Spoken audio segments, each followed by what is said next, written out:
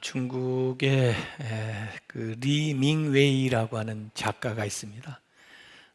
그분이 움직이는 정원이라는 작품을 그 뉴욕 맨하탄에서 그 전시를 했습니다. 근데 어떻게 전시를 했나? 뉴욕 맨하탄에 가면 택시 옐로우 캡이 있는데 그 택시에다가 꽃 그림을 그렸습니다. 그래서 그 택시들이 도시를 운행하면서 다니니까 움직이는 정원이 된 겁니다. 그분이 한국에도 전시를 한 적이 있습니다. 그래서 저도 그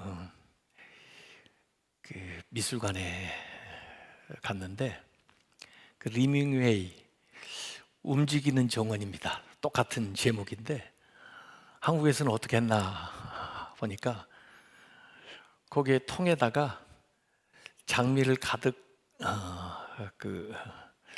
담아놓고 그 미술관에 와서 그 작품을 보러 오는 사람한테 그 장미를 하나씩 줍니다.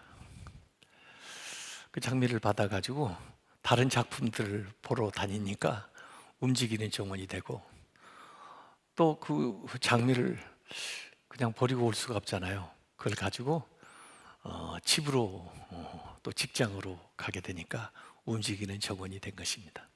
그래서 보통 정원은 그야말로 어떤 장소에 머무르고 있는 것이다 라고는 생각, 그 고정관념을 깬 것이 그 작품의 아이디어죠. 네. 저는 교회도 마찬가지라고 봅니다. 교회가 이 건물이 아닙니다. 믿는 사람들이 모이는 모임이죠. 그래서 이 교회는 움직이는 교회가 되어야 됩니다. 예배라는 것도 교회에서만 드리는 게 예배가 아닙니다. 예배는 어디에서나 드릴 수가 있는 거죠. 지금은 교회에서 드리는 예배보다 이제 가정에서 드리는 예배가 더 이제 많아지는 그런 시기고 모이는 교회보다 흩어지는 교회를 연습하는 시기입니다. 그래서 그동안에 우리가 가지고 있었던 이 고정관념을 깨뜨리는 그런 시간이 됩니다. 또 예배를 주일만 드리는 게 아니죠. 주일은 물론 교회에 모여서 예배를 드렸지만 이 예배를 언제 어디서든지 일터에서든 가정에서든 또 어느 장소에 국한되지 않고 드릴 수 있는 것이 예배입니다. 제가 이제 중학교에 와가지고 제일 먼저 이제 리모델링을 하는데 우리 교회가 오래된 교회이니까 이제 리모델링을 하면서 100주년 기념으로 기도원을 리모델링하고 그 다음에 우리 본당을 리모델링하고 그 다음에 교육관을 리모델링을 하고 이렇게 순차적으로 했는데 주로 외부의 리모델링보다는 내부를 이렇게 인테리어를 고쳤습니다. 그러다 보니까 밖에서 볼 때는 옛날 교회인데 안에 들어와서 보고는 깜짝들 놀라는 거예요. 옛날 교회 안에 새 교회가 있다. 저는 우리 내면이 먼저 새로워져야 된다. 그런 생각을 했었던 거고 이제는 뭐 이렇게 태풍이 불고 뭐 그러니까 이 벽돌 사이로 물이 스며들어 가지고 건물 이 인테리어 잘 해놓은 게 물이 좀 이제 망가지고 이런 경향이 있어가지고 이제 110주년 지나면서 외부를 조금 손을 봐야 되겠는데 이 건물이 우리 역사를 그대로 보여주고 있습니다. 역사가 어떻게 변해왔나를 보여주는데 그 시대적으로 건물을 지다 보니까 이 본당 쪽하고 교육관 쪽하고 주차장 쪽하고 다 색깔도 다르고 스타일도 다 달라요. 그래서 그걸 그대로 보존하면서도 그 방수나 밖의 외벽을 좀 제대로 하나 더 해서 이 전체를 옷을 입힐 수 있는, 그 옷을 입히는 것도 한쪽 아래쪽으로 한 150m 정도를 같이 통일성 있게 해보려고 지금 생각을 하고 있습니다. 그런데 제가 생각하고 있는 이미지는 생명의 나무 이미지예요. 생명의 나무는 창세기 때 있었죠. 그런데 아담 이브가 범죄하면서 거기 에덴에서 쫓겨나면서 접근할 수가 없었고, 나중에 요한계시록에 생명의 나무가 나옵니다. 생명의 나무의 그 과실을 먹으면서 살아가는 것이 낙원에서 살아가는 건데, 그 생명의 나무를 이미지로 해가지고 작품을 만든 사람들이 많아요. 그래서 저도 몇 개 작품을 구입해다가 놓고 있는데, 그 작품 중에서 어떤 걸 우리 교회에 적용해 볼까 제가 생각하다가, 크림트라고는 유명한 화가가 그린 생명의 나무, 그 이미지를 좀 잘 차용해 가지고 외벽을 쌓았으면 좋겠다, 이런 생각을 해요. 그래서 타일로 만들어 가지고 붙일 수도 있겠고, 그렇지 않으면 하얀 대리석 같은 걸 붙여놓고 거기에 조각을 해서 그 모양을 낼 수도 있겠고, 또 거기에다가 스테인그레스 같은 걸 집어넣어서 모양을 낼 수도 있겠고, 어쨌든 지금은 우리가 생태계, 이 자연과 어우러져 살아야 되기 때문에 이 생명의 나무 숲 안에 있는 교회를 우리가 만드는 게 참 좋겠다, 그런 생각을 지금 하고 있어요. 제가 왜 이런 얘기를 하느냐면, 혹시 이제 여러분들 가운데서 탁월한 어떤 예술가가 있으면 그 얘기 좀 해주고 저한테 좀 데려와 보세요. 그러면 제가 설명을 잘 해드릴 테니까. 저는 설명은 할 줄 아는데 만들 수는 없어요. 그래서 우리 그 호롱불 십자가 종탑도 저렇게 해서 만들어 놓으니까 예술 작품으로서 참 가치가 있는데, 우리 이 건물을 그 좋은 옷을 입힘으로써 이 전체가 작품이 되게 할 수 있다면 얼마나 좋겠어요. 어쨌든 이 교회는 건물이 아니라 우리 자신이고, 또 살아 움직이는 믿는 사람의 공동체다라고 하는 것을 우리가 기억을 해야 됩니다. 이제 코로나19를 우리가 지나면서 그래도 긍정적인 것을 발견하고, 또 이 어려운 상황 속에서도 뭔가 새로운 거, 또 배우는 거, 또 발전적인 것을 우리가 구상을 해야 되는데, 그동안 모이는 교회에서 흩어지는 교회를 연습하게 해주었고, 무엇보다도 가정의 교회를 만들게 했고, 가정 예배가 살아날 수 있도록 만들어줬다는 것에서 참 중요한 의미가 있다고 저는 생각합니다. 왜냐하면 원래 원초적으로 교회는 가정에서 시작됐거든요. 바울도 사역에서 보면은 여러 곳을 다니면서 교회를 세우고 목회를 했기 때문에, 인간인지라 한 곳에 있으면 다른 교회 일을 볼 수가 없어요. 그러나 늘 마음은, 기도는 그 교회에 가 있거든요.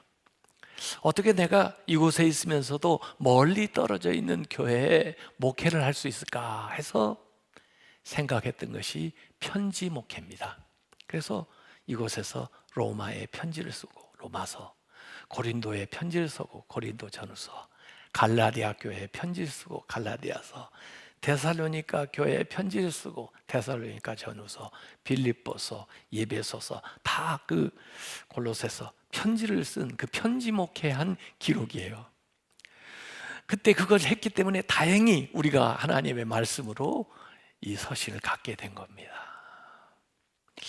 오늘 바울이 있었다면 어떻게 했겠나 제가 생각해 보니까 온라인 목회를 했을 것 같아요. 나올 수 없는 상황이니까, 만날 수 없는 상황이니까, 찾아갈 수 없는 상황이니까 어떻게 해요? 오늘 시대라면 틀림없이 온라인 목회 또 온라인 예배를 드렸겠다, 이런 생각이 들어집니다. 어쨌든 하나님의 임재가 있는 곳이 성소예요. 야곱이 고향에서 떠나서 하란으로 가다가 루스라는 곳에서 잠을 청하게 됐는데, 잠을 자다가 하늘이 열리고 그곳에서 사닥다리가 내려오는데 천사가 그 위에 오르락 내리락 하는 것을 봤어요. 그러고는 일어나서 고백하기를, 놀랍다. 이곳이 다른 곳이 아니라 하나님이 거하시는 곳이구나. 그래서 루스라고 하는 이름을 베델, 하나님의 집이라고 이름을 바꾸고, 그 다음에 자기가 거기에 성전을 지을 것을 소원을 합니다. 그러니까 이 교회라는 건물 있기 전에 하나님의 임재가 먼저 있는 것이고, 그 하나님의 임재에 대한 상징으로 건물을 짓는 것입니다. 만약에 하나님의 임재가 떠난다면 그 건물은 연히 건물이나 다를 바 없는 아무 보잘것없는 건물이 되어버리고 마는 거죠. 그래서 하나님의 임재 앞에 서는 것이, 그것이 성소이다. 그게 교회이든 가정이든 일터이든 우리 성도들은 우리가 가는 모든 곳을 성소로 만들어야 될 그런 사명을 가지고 살아가는 사람들이죠. 가인과 아벨이 최초로 예배를 드린 것은 제단을 쌓고 제사를 드린 것입니다. 그것은 바로 자기들의 삶의 자리에서 자기들이 거두은 그 수확으로 하나님께 예배한 거예요. 그게 첫 번째 예배였습니다. 노아가 물론 뭔가 구조물을 만들기는 했지만, 그렇다고 해서 그 구조물이 건물을 세워서 땅 위에 두는 것이 아니고 방주를 지었는데, 이 방주는 부유물이었습니다. 물에 떠다니는 거죠. 물결이 치는 대로, 성령이 인도하시는 대로 다니는 겁니다. 더구나 그 방주 안에 자기뿐 아니라 가족들을 다 거기다 모아놓고, 그리고 심지어 동물들까지도 거기에 들어오게 해서 소우주를 이루고 다니는 그 삶의 자리가 교회였죠. 일상생활의 그 공간이 교회였습니다. 그래서 그 교회는 움직이는 교회, 물 위에 떠다니는 교회였습니다. 모세가 광야에서 하나님에게 계시로 받은 성막도 알고 보면은 움직이는 교회입니다. 광야 생활하는 이스라엘과 더불어서 움직이기 쉽도록 천막으로, 텐트로 만들었어요. 천으로 만들었어요. 이 뽑았다 끼울 수 있는 기둥으로 만들었어요. 그래서 실제로는 이동식 텐트입니다. 이동할 때는 제일 앞서서 그 성막이 나아가고, 정주할 때는 중앙에 성막을 먼저 짓고는 동서남북으로 거주해 나갔어요. 요새 이제 몽골 분들도 정착을 많이 하지만은, 오래전에 이제 몽골에 갔을 때 그 몽골 사람들은 유목을 하니까 아이들이 어떻게 학교를 갈 수가 없어요. 계속 목축을 하면서 이동을 하니까. 그래서 게르라는 천막을 짓고 삽니다. 근데 거기에서 선교하는 분들은 그들을 따라다녀야 돼요. 가는 대로. 뭐 도시에서 물론 선교하는 분들 많이 있지만은, 실제로 몽골 유목민들을 선교하려면 게르 교회를 만들어야 돼. 그러니까 요에 있다가 그들 이동하면 또 다시 거두어서 가가지고 또 교회를 움직이는 교회를 하게 되는 거죠. 자, 이 성막도 실제 사이즈 보면은 길이가 45m, 폭이 22.5m의 직사각형인데, 오늘날로 말하면은 이 농구 코트 라인 그려놓은 것보다 1.5배 정도 넓은 그런 사이즈예요. 그러니까 그렇게 큰 게 아닙니다. 회집하기 위해서, 모이기 위해서 만들어 놓은 공간이 아니에요. 거기에는 제사장, 대제사장, 그리고 순차적으로 사람들이 제사를 드리기 위해서 왔다 갔다 하는 그런 공간이었지, 모여서 집회를 하는 그런 공간은 아니었습니다.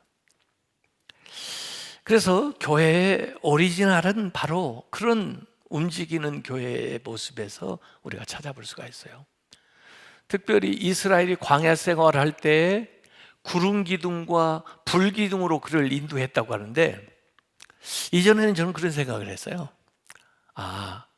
낮에는 아주 뜨거우니까 수평으로 이 구름을 깔아줘 가지고 그들이 그늘 아래서 이동할 수 있도록 도와주고, 밤에는 광야라 추우니까 불기둥으로 따뜻하게 해주면서 그들이 밤에 머물렀나 보다, 이렇게 생각을 했는데, 지금 다시 성경을 읽어보니까 아니에요. 낮에는 구름 기둥이 인도하는 대로 구름 아래서 이동을 했고, 밤에는 불기둥이 그들의 길을 인도한 거예요. 불기둥을 따라간 거예요. 캄캄하니까 볼 수가 없으니까 불기둥이 가는 대로 따라간 거예요. 낮에는 구름 기둥이 그늘이 되어주고, 밤에는 불기둥이 그들을 인도해 줬던 겁니다. 움직이는, 계속 무브먼트를 강조하고 있고, 거기에 하나님의 성령의 임재가 나타났던 거죠.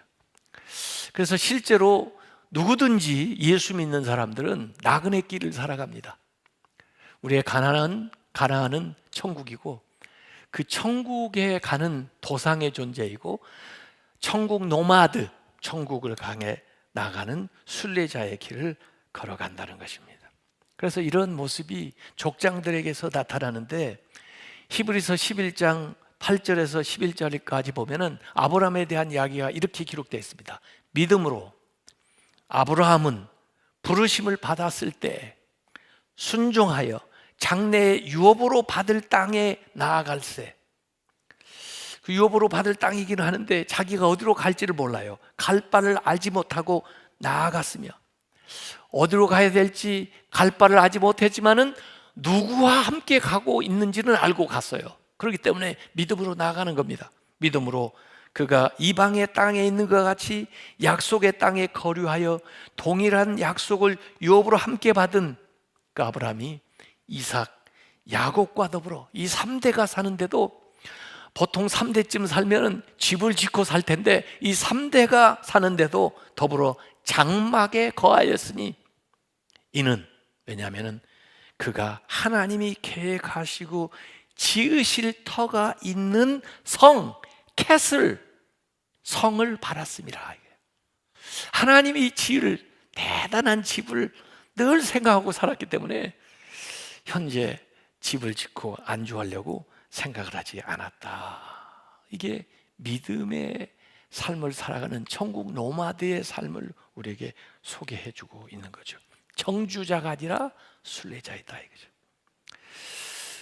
그래서 오늘의 교회는 움직이는 교회, 살아있는 교회, 행진하는 교회, 직문하는 교회가 되어야 됩니다. 그래서 예수님도 너희들이 예루살렘에서 성령을 받되, 성령을 받은 다음에는 예루살렘에서 온 유대와 사마리아와 땅끝까지 원심력적으로 나아가서 증인이 되라, 이렇게 말씀을 하셨어요.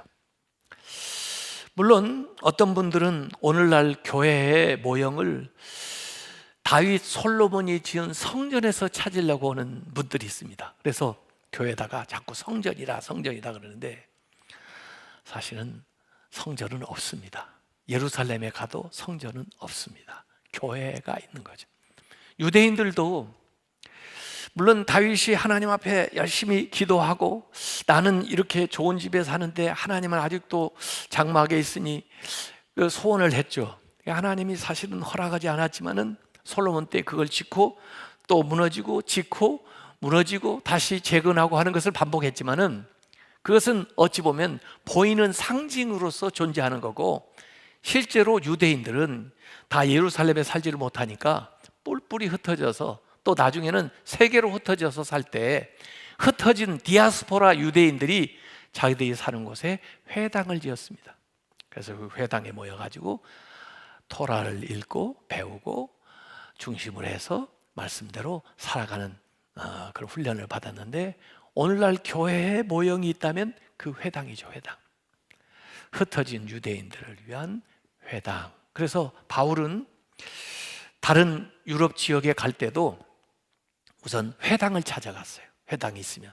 그래서 회당에 가서 전도를 하고, 회당이 없으면 가정을 찾아갔어요. 그래서 그 가정에 교회를 만들었습니다. 그래서 초대교회의 시작은 전부 가정이에요.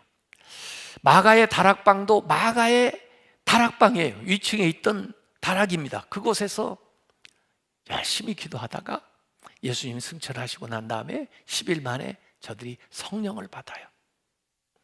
그래서 사실은 예루살렘 교회가 된 것입니다. 예루살렘 교회라는 건 어느 하나의 건물 딱 놓고 이름표를 예루살렘 교회 이렇게 붙여놓은 게 아니고 예루살렘의 지역에 있는 교회예요. 예루살렘 지역에 있는 교회. 지역을 말하는 겁니다. 고린도 교회 그러면 고린도 지역에 있는 교회를 말하는 거예요. 데살로니가 교회면 데살로니가 지역에 있는 교회, 골로새 지역에 있는 교회를 말하는 거예요. 근데 그 시작은 다 가정교회로 운영이 되고 있어요. 그래서 사도행전에 보면 가정 단위로 회심하는 게 나옵니다. 고넬료의 집에서 다 회심하고 세례를 받고, 그 고넬료 가족뿐 아니라 다른 사람들도 거기에 모이게 되고, 루디아의 집에서 교회가 형성이 되고, 아굴라의 집에서 교회가 만들어지면서 고린도 교회, 이렇게 지역에 예배가 생기게 된 거죠. 그러니까 교회는 처음부터 건물이 아니라 사람이고 가정이고 운동이고 움직이는 것이다, 이런 거죠. 교회는 moving church, 움직이는 교회가 돼야 된다. moving church, 감동받는 교회가 돼야 된다, 그런 개념. 그래서 오늘날 우리한테 도전이 있습니다. 엘리가 될 거냐 사무엘이 될 거냐. 저는 그때 상황하고 너무 요새의 상황이 비슷하다고 보는데, 이 엘리는 대제사장, 나이도 많고 또 권위도 있고 또 많은 걸 드셔가지고 비대하고, 반면에 밤에 밤잠을 못 자는데도 불구하고 그 밤에 말씀하시는 하나님의 음성을 못 들어요. 움직이지를 않아요. 그러다가 결국 자리에서 자빠져가지고 자기 비대한 몸이 자기 목을 누르는 바람에 스스로 죽게 되는 엘리. 그런가 하면 사무엘은 입양된 것처럼 그 집에 들어왔지만은 어린아이인데도 그 고나게 자는 그 밤에도 하나님의 음성을 듣고 달려가요. 열심히 달려가요. 반복해서 달려가요.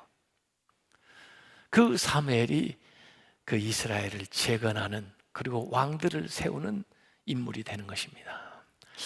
우리가 엘리가 될 것이냐 사무엘이 될 것이냐, 늙고 힘 빠지고 비대해서 하나님의 음성도 못 듣는 교회가 될 거냐, 젊고 생동감 있고 말씀을 듣고 빠릿빠릿하게 움직이는 교회가 될 것이냐 하는 도전이 우리 앞에 있는 거죠. 그래서 오늘 사도행전 8장 1절에 보면은 7장에 스데반이 순교한 이야기 나오고, 그때 가담했던 바울에 대한 이야기를 한 다음에 교회에 대한 이야기를 이렇게 언급하고 있습니다. 그날에 예루살렘에 있는 교회에 큰 박해가 있어. 사도 외에는 다 유대와 사마리아 모든 땅으로 흩어지니라 그랬습니다. 이 사도행전 8장 1절을 우리가 보고 이걸 뒤집어서요, 사도행전 1장 8절을 보면은 같은 지명이 나옵니다. 예루살렘, 유대, 사마리아 온 땅. 예수님은 이미 사도행전 1장 8절에서 성령 받으면 그렇게 예루살렘, 온 유대, 사마리아 땅 끝까지 나가라고 그랬는데, 성령 받았는데도 예루살렘에만 머물러 있어요. 그러니까 외부적인 핍박에 의해서 결국 예수님이 말씀하신 대로 그들이 예루살렘에서 나갈 수밖에 없는 상황이 돼가지고 유다, 사마리아 온 땅으로 흩어졌다, 이렇게 나옵니다. 흩어지는 교회가 나오는 거예요. 모이는 교회에서 흩어지는 교회로 전환이 되는 거죠. 근데 여기 사도 외에는 다 흩어졌다 그랬습니다. 지금 예배를 드리기 어려운 상황이면 마지막까지 누가 남아야 되느냐? 목회자가 남아야 됩니다. 그래서 저는 3.0 가면 방호복이라도 입고 있으려고 생각해요. 방호복이라도 입고 있어야 된다. 목회자들이 남아야 돼. 마지막까지 남아야 되는데 누구냐? 시무장로님들이 남아있어야 돼. 네. 사도들 외에는 다 흩어졌는데, 흩어져서 어떻게 됐느냐? 8장 4절에 그 흩어진 사람들이 두루 다니며 복음의 말씀을 전했다. 얼마나 다행스러운 거예요. 흩어진 사람들이 자기 목숨 살려고 숨어가지고 꽁꽁 숨어서 나오지도 않고 누가 믿는지도 모르게 그렇게 지냈다 그러질 않고, 사도들 대신에 저들이 가는 지역마다 불씨가 되어가지고 새로운 불길을 일으키게 됐다는 거죠. 그러니까 모닥불 모아놓고 거기에 몽둥이로 불을 치니까 이게 번져나가는데, 번져나가는 데마다 불씨가 돼가지고 또 다른 불을 팍 일으키는 거예요. 오늘 이 코로나19를 통해서 하나님 우리에게 요구하는 것은 교회만의 교회가 되지 말고, 너만의 교회가 되지 말고 세상을 위한 교회가 되라. 세상을 구하는 교회가 되라. 세상 속에 속해서 그들을 변화시키는 소금이 되라, 빛이 되라. 이렇게 우리에게 요구하는 거예요. 너무 우리가 안일함에 안주하고 있으면 엘리처럼 되지 말라고 하나님이 우리에게 여러 가지 자극을 주시는 겁니다.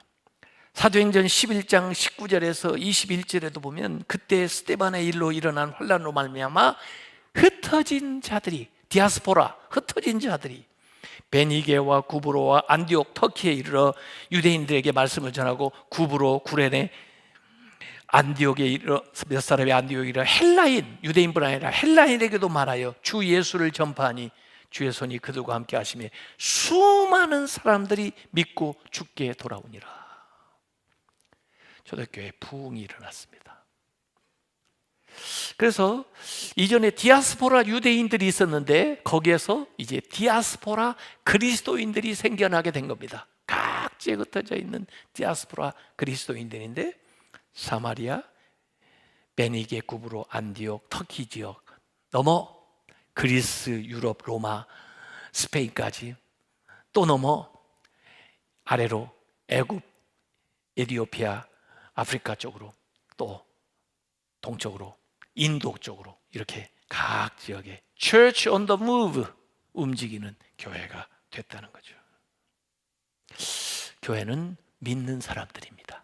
건물이 아니라 믿는 사람입니다. 그래서 예수님은, 또 성경에는 바울은 이 몸으로 비유를 해가지고 예수님이 머리고 우리가 다 지체들이다, 이 유기체로 표현해서 살아있는, 그래서 내가 교회고 여러분이 교회고 우리 모두가 교회입니다. 우리는 움직이는 교회입니다.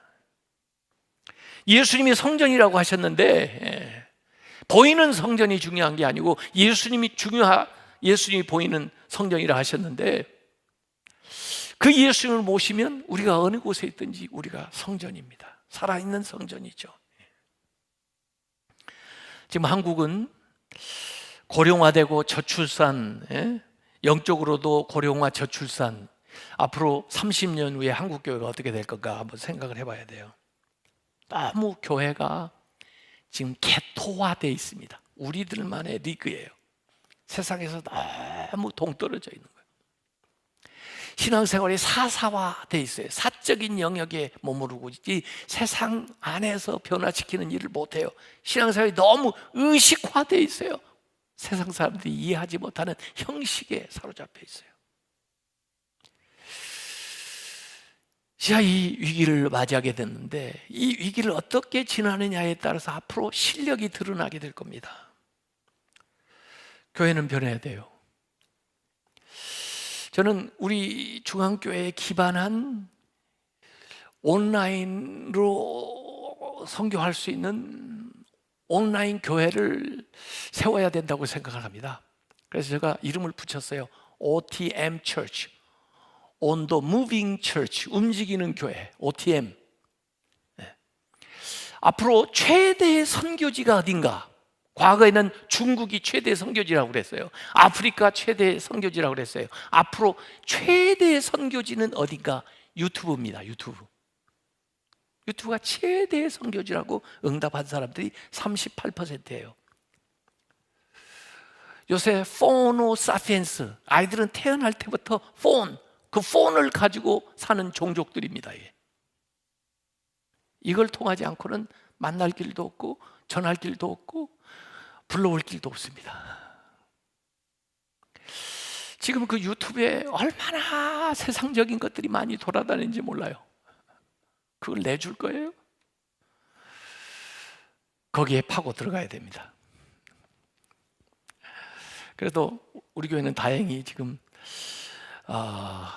코로나19 이전에는 그 교회 유튜브 구독자가 한 1,500명이었는데 코로나 지금 19 지나면서 이제 9,200명을 넘었어요. 곧 10,000명에 돌파하게 될 거예요, 구독자들이요. 그것도 낮은 단계의 멤버십을 우리가 갖게 되는 거예요. 그래서 교회 모든 것들을 노출할 수 있는 기회를 얻게 되는 거죠. 그걸 확장해 나가지 않으면 안 됩니다. 유튜브 다음에는 카카오톡이에요. 카카오톡이 그 다음에 중요한 선교지로 지금 지목이 되고 있습니다. 그래서 그 세상 사람들이 가지고 있는 그 매체에 우리가 파고 들어가서 교회를 만들어야 되고, 또 그것이 성스러운 장소가 되어가도록 만들어야 된다는 거죠. 지금 설문조사를 해가지고 통계를 내보니까 다음 세대의 신앙을 우리가 전수해 줘야 되는데, 젊은 세대 아이들이 어떻게 해서 신앙생활을 하게 됐는가 하고 조사를 해봤어요. 그랬더니 66%가 부모와 신앙적인 대화를 통해서 믿음을 갖게 됐다 하는 것이 66%입니다. 저는 어렸을 때 부모한테 신앙 얘기 한 번도 못 들어가지고 친구를 통해서 신앙을 가지게 됐지만, 지금은 66%의 젊은 사람들이 부모와의 대화를 통해서 신앙생활을 가지게 됐고, 가정 예배를 통해서 신앙생활을 하게 됐다가 39%예요. 그러니까 앞으로의 대세는 가정 예배, 지금 가정에서 드리는 그 예배의 아이들을 참여시키고, 그 아이들과 오늘 받은 은혜를 같이 나누는 거, 그것만큼 아이들을 믿음 안으로 데려올 수 있는 방법이 없습니다. 교회에 와서 우리끼리만 모인다고 애들이 믿음 생활을 하게 되는 게 아니에요. 우리 다음 세대가 저절로 따라오지 않습니다. 가정의 교회를 만들어야 되고, 그 아이들과 대화 속에서 믿음의 대화를 해야 그 아이들이 은연중에 믿음을 갖게 된다는 거예요. 지금 젊은 사람들에게, 당신이 지금 신앙생활을 하고 있는데 당신이 지금 교회 다니는 젊은 아이들에게 신앙생활에 영향을 많이 미친 사람이 누굽니까? 하고 물어봤더니 32%가 어머니한테 영향을 많이 받았다, 이렇게 얘기합니다. 어머니가 자기 신앙생활에 영향을 많이 주고 있다. 32%고 16%가 목회자입니다. 목회자의 탁월한 설교나 인품을 통해서 내가 신앙생활에 영향을 받고 있습니다. 16%요. 어머니에게 받는 거 반절밖에 안 되고, 그 다음에 아버지가 15%입니다. 아버지한테 신앙생활에 영향을 받았습니까? 15%. 그러니까 아버지 15%, 어머니 32% 합치면 47%가 부모한테 아이들이 신앙생활에 영향을 받는다 이거예요. 그러니까 이제 교회 생활만 잘한다고 되는 게 아니에요. 가정에서 아이들을 잘 인도해야 그 아이들이 신앙생활을 잘한다. 교회는 10%입니다. 교회 생활을 통해서 내가 신앙생활을 잘하게 됐다는 응답은 10%밖에 안 돼요. 교회 안에서. 교회는 운동입니다. 운동을 시키는 분은 하나님이죠. 계속해서 움직이도록 만드는 거예요. 흐르는 물은 썩지 않습니다. 그러나 고여있는 물은 썩게 돼 있어요. 그래서 교회가 정체되어서도 안 되고 교회가 정착되어서도 안 됩니다. 성령의 인도하심을 따라 계속해서 움직여야 돼요. 성령의 공동체이기 때문에 여기에서 창조운동이 일어나고 출애굽운동이 일어나고 예수운동이 일어나고 성령운동이 일어나고 개혁운동이 일어나고 생명운동이 일어나고 성결운동이 일어나야 되는 거예요. 교회는 운동입니다. 교회가 하나의 이 건물로 전락한다면 결국은 쇠퇴하고 무너지고 말 거예요. 교회가 하나의 기관으로, 남전도회 여전도회 기관으로 전락한다면 결국 생명을 잃고 말 거예요. 교회는 운동이 돼야 됩니다. 그래야 하나님이 주신 은사와 재능이 그 운동을 통해서 분출되어 가지고 다이나믹하게 나타나게 되는 거예요. 우리 교단이 처음 세워질 때, 우리 교회가 처음 시작할 때 1907년에는 복음 전도관이라고 그랬습니다. 교회라고 하지 않았어요. 복음을 전하는 전도관 그랬어요. 그래서 나가서 복음을 전하는 것에 더 주력을 했어요. 그래서 또 다른 데 전도관을 또 세웠어요. 또 전도관을 세웠어요. 그래서 전했어요. 사람이 오다 보니까 그들을 교육하고 예배할 시설이 필요해서 교회가 된 겁니다. 전도관이. 사실은 전도하는 기관이 돼야 됩니다. 교회는. 그래서 모든 교회가 선교적인 교회가 되어야 하고 모든 신자가 선교사가 되어야 됩니다. 유대인 디아스포라에 이어서, 기독교인 디아스포라에 이어서 이제는 한국인 디아스포라가 전 세계 181개국에 750만이 지금 살고 있습니다. 그 사람들이 교회가 된다면 전 세계에 750만 교회가 되는 거예요. 내가 교회인데 내가 있는 곳에서 교회가 된다면 우리 중앙교회가 1000개, 2000개, 3000개, 5000개의 교회가 될 수가 있는 거예요. 바울은 별명이요, 전염병이라는 별명이 있었습니다.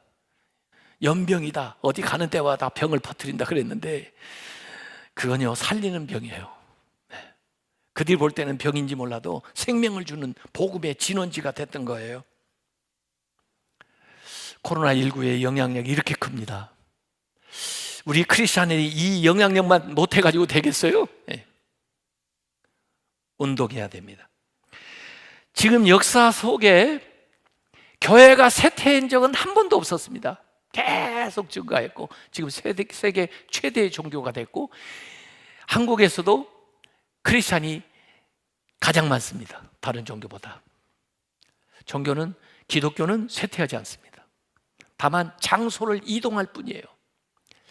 원래 유대 예루살렘에 있었던 것이 유럽으로, 또 유럽에 있던 것이 미국으로, 미국에 있던 것이 한국으로 이렇게 이동을 하면서 더 운동력이 있어지는 겁니다. 앞으로 이 일은 계속될 거예요. 그때에도 우리 한국교회가 계속 그 역할을 감당할 수 있는 교회로 나가야 됩니다. 지금 교회에 오지 못할 상황이라면 있는 곳에서 교회가 되십시오. Be the church. 내가 처한 그 장소에서 Be the church. 교회에 오지 못할 형편이라면 당신이 그곳에서 교회가 되십시오. 그곳에서 교회를 시작하십시오. 아예.